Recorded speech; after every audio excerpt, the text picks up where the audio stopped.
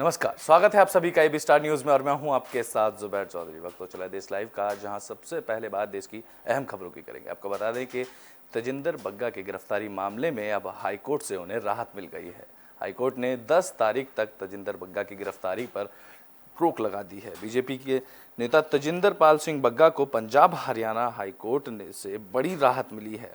बग्गा की गिरफ्तारी को 10 मई तक टाल दिया गया है। पंजाब हरियाणा हाईकोर्ट ने बग्गा की गिरफ्तारी वारंट के खिलाफ लगाई गई याचिका पर सुनवाई के बाद यह फैसला लिया है। दरअसल मोहाली कोर्ट से जारी हुए गिरफ्तारी वारंट के खिलाफ बग्गा ने शनिवार देर शाम पंजाब हरियाणा हाईकोर्ट का दरवाजा खटखटाया था, जिसके बाद शनिवार देर शाम अदालत ने जस्टिस अनूप ने घर पर सुनवाई की इजाजत दी, जिस कारण देर रात को याचिका पर सुनवाई हुई और हाईकोर्ट से बग्गा को राहत मिल गई। वहीं हाईकोर्ट के देर रात तक चली सुनवाई को लेकर बग्गा के वकील चेतन मित्तल ने बताया कि सुनवाई करीब 45 मिनट तक चली।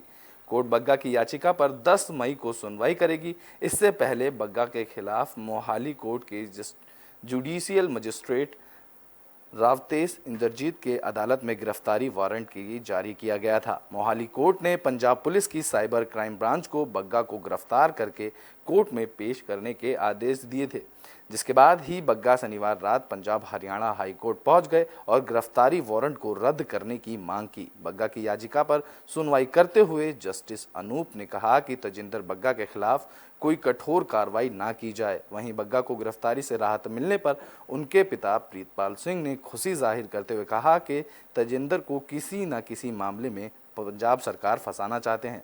अभी और एफआईआर की जा सकती हैं, लेकिन हम रुकने वाले नहीं हैं। यह लड़ाई लंबी चलेगी। बग्गा की रिहाई पर बीजेपी युवा मोर्चा के राष्ट्रीय अध्यक्ष तेजस्वी सूर्या ने भी ट्वीट किया। उन्होंने कहा कि कानून के शासन की एक और जीत हुई है।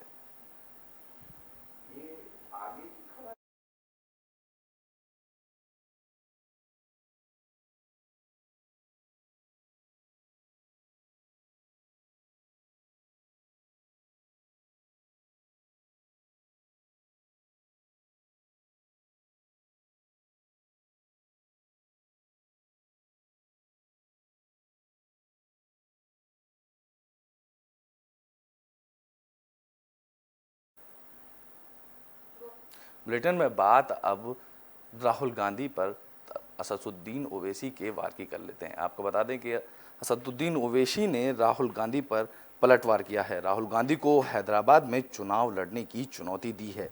एआईएमआईएम के प्रमुख असदुद्दीन ओवैसी ने कांग्रेस नेता और वायनाड से सांसद राहुल गांधी को हैदराबाद से चुनाव लड़ने की चुनौती दी है। दरअसल चुनाव लड़ने की ये चुनौती राहुल गांधी के उस बयान का पलटवार था, जिसमें राहुल गांधी ने ओवैसी पर निशाना साधते हुए कहा था कि वह टीआरएस, बीजेपी और ओवैसी को चुनौती देने के लिए तेलंगाना आ रहे हैं। जिसके बाद राहुल गांधी के इस बयान के पलटवार में ओवैसी ने राहुल पर निशाना साधते हुए कहा कि राहुल कहीं से भी किस्मत आजमा लें, वे हारेंगे ही। राहुल के चुनौती वाले बयान पर ओवैसी ने कहा कि मैं कह रहा हूं कि अब राहुल वायनाड में भी हारेंगे। आओ हैदराबाद से चुनाव लड़ें, अपनी किस्मत आजमाएं।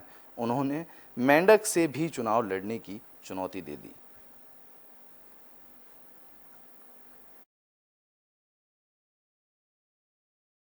तेलंगाना में अगले साल विधानसभा चुनाव होने वाले हैं। इसी सिलसिले में राहुल गांधी शुक्रवार को तेलंगाना के 2 दिवसीय दौरे पर आए थे। इस दौरान एक रैली में राहुल ने राज्य की चंद्रशेखर राव सरकार पर भी हमला बोला। राहुल गांधी ने यह भी साफ कर दिया कि कांग्रेस राज्य में अकेले चुनाव लड़ेगी और टीआरएस से किसी कीमत पर गठबंधन नहीं करेगी। राहुल गांधी ने कांग्रेस नेताओं और कार्यकर्ताओं को चेताते हुए कहा था कि जो भी टीआरएस से गठबंधन की बात करेगा उसे पार्टी से बाहर कर दिया जाएगा। उन्होंने कहा था कि जिस व्यक्ति ने तेलंगाना को लूटा है उसका साथ कांग्रेस कभी नहीं देगी। उन्होंने इसी के साथ किसानों के एक सफल बैठक के लिए पार्टी नेताओं और कार्यकर्ताओं की सराहना की थी। राहुल गांधी ने तेलंगाना के मुख्यमंत्री राव को हराने के लिए युवाओं से कांग्रेस में शामिल होने की अपील की और कहा कि सीएम ने लोगों के सपनों को नष्ट कर दिया है। वहीं टीआरएस नेता कविता ने राहुल गांधी पर तंज कसते हुए कहा कि राहुल को आत्ममंथन करना चाहिए और बताना चाहिए कि उन्होंने कितनी बार संसद में तेलंगाना के मुद्दों को उठाया। जिसके बाद फिर ओवैसी ने राहुल गांधी के बयान पर पलटवार दिया।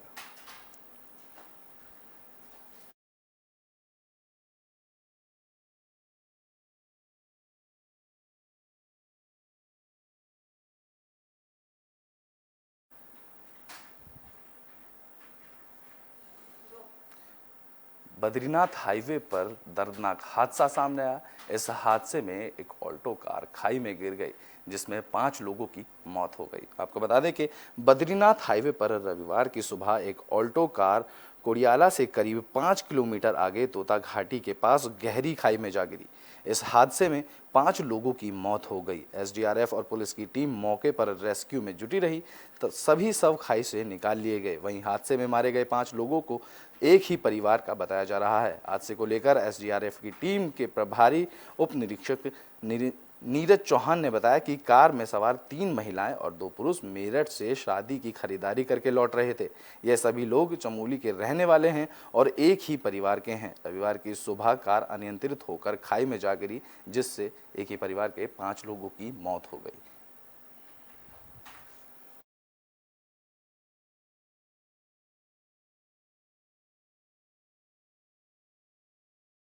आज एक अल्टो कार जो मेरठ की तरफ से जनपद चमोली के सीमांत गांव जो बाण पड़ता है, थराली में आता है, उसमें एक ही परिवार के 5 व्यक्ति, जिसमें पिता, पुत्र, पत्नी और 2 लड़कियां थी, शादी के समारोह में जा रहे थे। 6 बजे के आसपास तोता घाटी के पास जो अल्टो कार थी वो दुर्घटनाग्रस्त।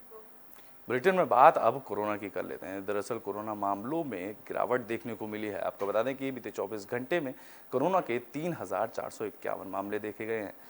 आपको बता दें कि देश में कोरोना मामलों में गिरावट देखने को मिली है। केंद्रीय स्वास्थ्य मंत्रालय के आंकड़ों के अनुसार भारत में बीते 24 घंटे में 3,451 नए कोरोना मामले सामने मिले हैं। कल के मुकाबले आज 350 कम कोरोना के केस मिले हैं। कल 3,805 मामले सामने आए थे। हालांकि आज कोरोना से जान गंवाने वालों की संख्या में इजाफा हुआ है। पिछले 24 घंटे में 40 लोगों की कोरोना संक्रमण से मौत हुई है।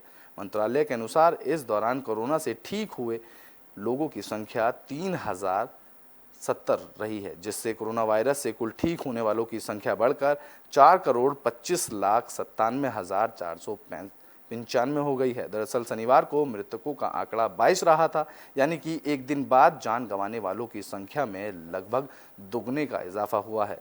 नए मामलों से जुड़ने के साथ ही देश में संक्रमित हो चुके लोगों की संख्या बढ़कर 4,31,02,194 पहुंच गई है। वहीं एक्टिव केसों की संख्या बढ़कर 20,635 हो गई है। केंद्रीय स्वास्थ्य मंत्रालय के मुताबिक संक्रमण से 40 और मरीजों की जान गंवाने से देश में मृतकों की संख्या बढ़कर 5,24,064 हो चुकी है।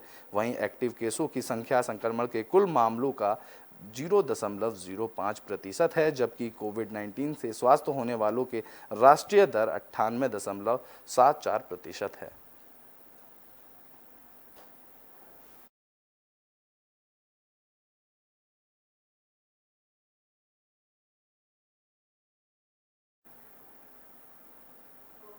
बुलेटिन में बात अब वेदर की कर लेते हैं। दरअसल दिल्ली समेत कई राज्यों में लोग हीट वेव से परेशान हो सकते हैं। आपको बता दें कि भीषण गर्मी से बेहाल उत्तर भारत के कई राज्यों में बीते सप्ताह लू का प्रकोप कम होने और मौसम में बदलाव से लोगों को मामूली राहत मिली थी, लेकिन अब फिर से हीट वेव का अलर्ट है। मौसम विभाग ने दिल्ली, हरियाणा, पंजाब, राजस्थान समेत उत्तर भारत के कई राज्यों के तापमान में बढ़ोतरी के साथ लू चलने की चेतावनी दी है। मौसम विभाग के मुताबिक लोगों को हीट वेव की मुसीबत झेलनी पड़ सकती है।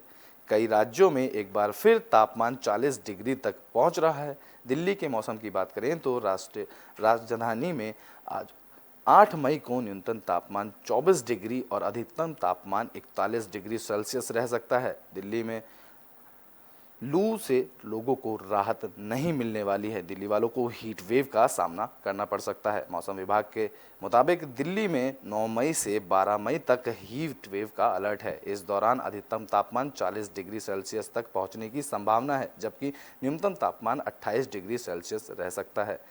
मौसम विभाग के अनुसार पूर्ण अनुमान के मुताबिक राजस्थान के जयपुर में न्यूनतम तापमान 28 डिग्री के आसपास रहेगा, वहीं अधिकतम तापमान 40 डिग्री रह सकता है। गुजरात के अहमदाबाद की बात करें तो यहाँ न्यूनतम तापमान 28 डिग्री और अधिकतम तापमान 43 डिग्री रह सकता है। मध्य प्रदेश के भोपाल में आज न्यूनतम तापमान 28 डिग्री और अधिकतम तापमान 43 डिग्री रहने की संभावना मौसम विभाग ने जताई है। इन राज्यों में हीट वेव की भी चेतावनी दी गई है। मौसम विभाग के अनुमान के मुताबिक महाराष्ट्र के विदर्भ के कुछ हिस्सों में 11 मई तक लू चलने की संभावना है। वहीं पश्चिमी राजस्थान में 8 मई से 11 मई तक हीट वेव की चेतावनी मौसम विभाग ने दी है। दक्षिण हरियाणा और पूर्वी राजस्थान में 8 और 9 मई को हीट वेव लोगों को परेशान करेगी। वहीं मध्य प्रदेश के दक्षिण पंजाब और जम्मू डिवीज़न में 10 से 11 मई को लू की संभावना बनी हुई है। आपको बता दें कि मौसम विभाग की माने तो दक्षिण अंडमान सागर में बने निम्न दबाव के क्षेत्र से 8 मई को चक्रवात तूफान के में तब्दील होने और 10 मई तक आंध्र प्रदेश ओडिशा के समुद्र तट पर पहुंचने की संभावना है। इसके बाद तूफान के उत्तर पूर्व की ओर मुड़ने और ओडिशा तट से दूर बंगाल के उत्तर पश्चिमी खाड़ी की ओर बढ़ने की भी संभावना मौसम विभाग ने जताई है। हालांकि भारत मौसम विज्ञान विभाग ने शनिवार को कहा कि बंगाल की खाड़ी में बना चक्रवाती तूफान ओडिशा या आंध्र प्रदेश में दस्तक नहीं देगा, लेकिन तट के समानांतर आगे बढ़ेगा। तो वहीं मौसम विभाग के महानिदेशक मृत्युंजय महापात्र ने कहा कि तूफान उत्तर पूर्व की ओर मुड़ेगा और उत्तर आंध्र ओडिशा तट के पास से उत्तर पश्चिमी बंगाल की खाड़ी की ओर बढ़ेगा।